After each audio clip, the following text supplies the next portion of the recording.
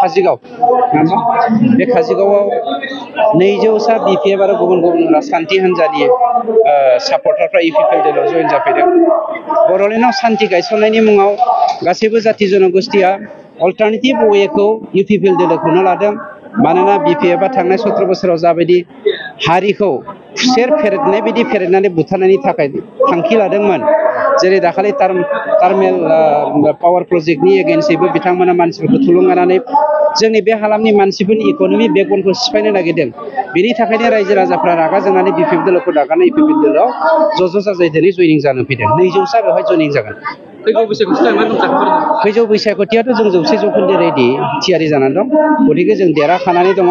परबतझारियाव सासे मोजां candidate, strong candidate, गासिबो केन्डिडेटआनो मोजां, खिन्थु स्ट्रंगार सासे केन्डिडेटआ बेवहाय फैगासिनो दं आरो मुनमुना खोब मोनोब्ला 3,000 मोनगोन।